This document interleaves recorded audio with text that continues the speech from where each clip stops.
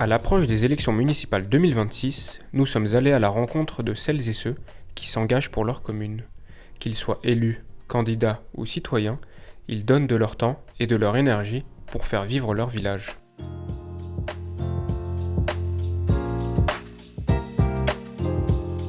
Vous écoutez Le Prix de l'engagement, épisode 1, La guerre de Troie, par Martin Monod, Nohan Poisson et Enzo Trouillet.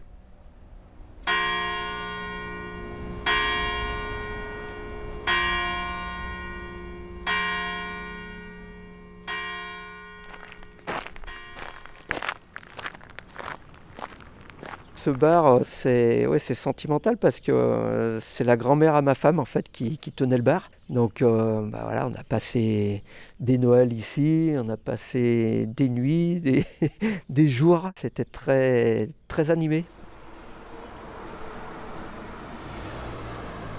Voilà, alors actuellement, le village il est un peu plus triste, quoi, forcément. Il y a moins de monde dehors. Villeneuve-de-Marcq, ce village de 1200 habitants, ma commune comme il l'appelle, Claude Villaumier, 59 ans, la connaît sur le bout des doigts. Quand je parle, je dis ma commune parce que c'est quelque chose qui est en moi, quoi.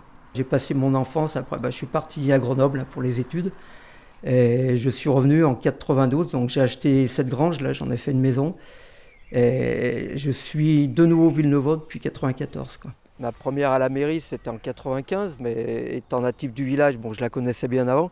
Le bâtiment n'était pas du tout comme ça. La mairie était beaucoup plus petite. On avait une entrée en fait entre la salle des fêtes et la mairie. Un travail à plein temps auquel l'ancien technicien est pleinement dévoué. Je suis conseiller municipal depuis 30 ans, donc depuis 1996, je crois, 95 ou 96.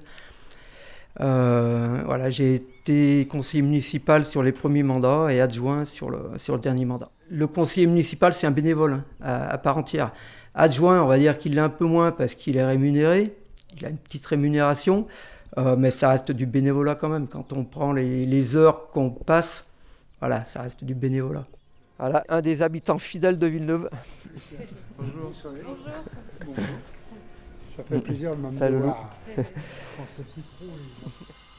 On a quand même des contraintes au niveau de ce qu'on doit aux habitants. Du moment où on est rémunéré, on leur doit quand même un service. Alors quand il a appris que le maire actuel ne se représentait pas, Claude Villaumier s'est senti investi d'une grande mission, prendre la relève. Sur les 3 adjoints, je suis le seul qui reparte, les 2 autres ne repartent pas. Et pour moi, il est hors de question de laisser la commune, quoi. Au fond de moi-même, je peux pas laisser la commune. Donc le rôle de maire, c'est une étape supplémentaire, mais qui me tient à cœur et qui me fait pas peur.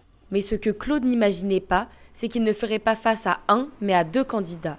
Car à Villeneuve-de-Marcq, village de 1200 habitants, 3 listes se présentent. 2 listes, oui, c'est bien. Une 3e liste, c'est un peu trop. C'est un peu la liste de trop. Alors, il n'y a pas eu 3 listes à Villeneuve-de-Marcq depuis 1981. Voilà. Il y en avait traditionnellement 2 et sur les dernières années, il n'y en a eu qu'une. Karen Bruchon, 50 ans, clerc de notaire de profession et mère de 2 adolescents, est l'une de ceux qui espèrent briguer le poste de maire.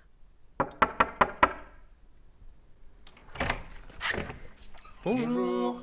Aujourd'hui conseillère municipale de l'actuelle mairie, elle présente sa propre liste d'opposition, désireuse de rompre avec la politique des 2 derniers mandats de Gilles Dussault, le maire sortant. Aujourd'hui, force est de constater quand même que notre village attire moins de monde. C'est pour ça que, avec des conseillers qui étaient comme moi, dire on n'a pas fait ce qu'on voulait faire, on n'est pas allé au bout des choses et ensemble, voilà, on a décidé de monter cette liste pour dire oui, Villeneuve est pas mort et on peut encore y aller.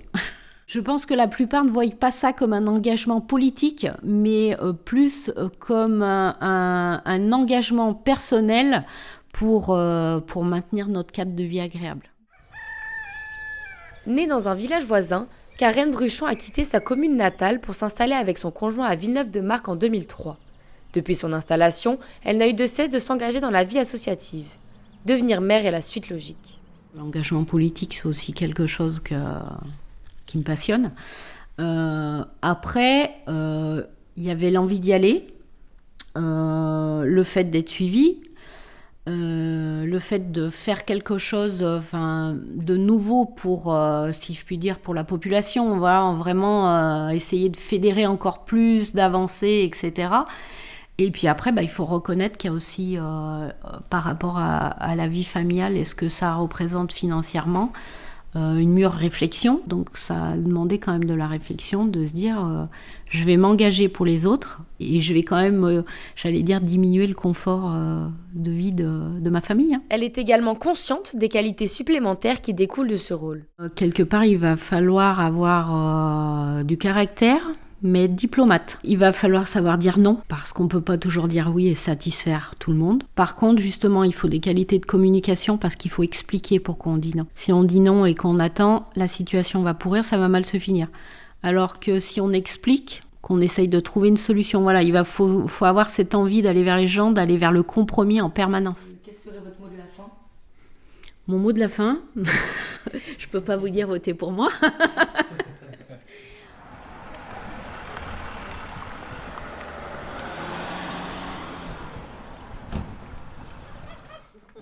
Bonsoir.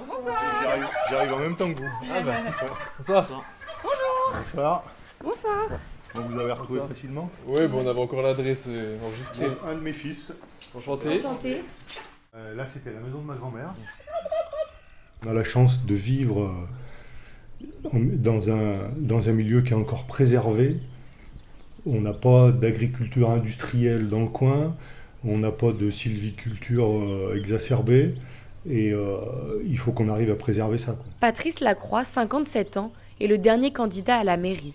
Même dans mes rêves les plus fous, j'ai jamais pensé un jour pouvoir faire partie de cette aventure. En total désaccord avec le mandat actuel, l'ancien agriculteur et sapeur-pompier a constitué sa propre liste d'opposition. Quand on n'est pas satisfait de ce qui se passe, au lieu de râler, peut-être qu'il faut passer à l'action et puis tenter de faire passer ses idées.